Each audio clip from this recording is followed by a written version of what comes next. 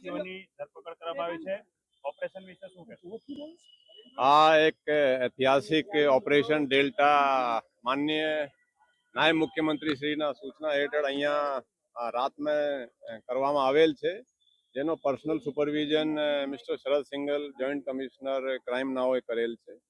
એમાં જુદી જુદી ટીમો બનાવી આખા એરિયામાં અમદાવાદ સિટીમાં જે બાંગ્લાદેશીઓ જેનો રહેવાના ક્યાં ક્યાં રહેવાના છે એની હ્યુમન ઇન્ટેલિજન્સ અને અમુક ટેકનિકલ ઇનપુટના આધારે આપણે લગભગ 300 જેટલાને રાઉન્ડ અપ કરી અને અત્યાર સુધી જે કન્ફર્મ બાંગ્લાદેશી મળી ગયા છે એને પૂછપરછમાં એમાં 41 પુરુષ છે, 95 મહિલાઓ અને 30 બાળકો, એટલે કુલ 166 બાંગ્લાદેશી અત્યારે કન્ફર્મ અમદાવાદ શહેરમાંથી આપણે કન્ફર્મ મળી ગયા છે અને અમુક બાકીની પૂછપરછ ચાલુ છે. એમાં કોણ કોણ બાંગ્લાદેશી છે કોણ નથી એની પણ શોર્ટ મેં આપને જણાવી દેવામાં આવશે ટૂંક સમયમાં. આ લોકો શું પ્રવૃત્તિઓ કરતા, શું સામે આવ્યું? આમાં જે મહિલાઓ છે મોટા ભાગે સ્પામાં થોડું એ પ્રોસ્ટિટ્યુશન વગેરેના એમાં હતી અને જે પુરુષો હતા એ છૂટક મજૂરી, કંઈ કોઈ ટેલરિંગ ને છે, કંઈ કોઈ આ કચરા ઉઠાવવાનું કામ, કંઈ ટાયર પીણવાનું કામ, એ જુદા જુદા મજૂરી વાળા જ કામો આ લોકો કરતા હતા.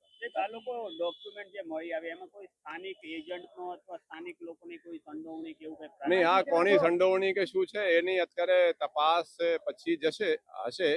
અત્યારે તો ખાલી આ પ્રાઇમરીલી કોણ કોણ બાંગ્લાદેશી છે એની આપણે પહેલા ફર્સ્ટ પ્રાયોરિટી આ છે, પછી એ તો બાદમાં તપાસનો વિષય છે. આગળની કાર્યવાહી આગળની કાર્યવાહી નિયમ અનુસાર એને ડિટેન કરવામાં આવે છે ને પછી આગળની કાર્યવાહી એમાં સરકારશ્રીના જે ઇન્સ્ટ્રક્શન હશે એ રીતે કરવામાં આવશે. ચંડોળામાં ઓપરેશન હાથ ધર્યું. આ લોકો તે બાદ બાંગ્લાદેશ અહીંયા આવ્યા છે કે તે વખતના જ અહીંયાથી નહીં, અમુક જે આપણે પૂછપરછ કરી અમુક મહિનાઓ પહેલા પણ આયા છે, કોઈ 8 મહિના પહેલા, 6 મહિના પહેલા, અમુક 2-3 વર્ષ પહેલા પણ છે.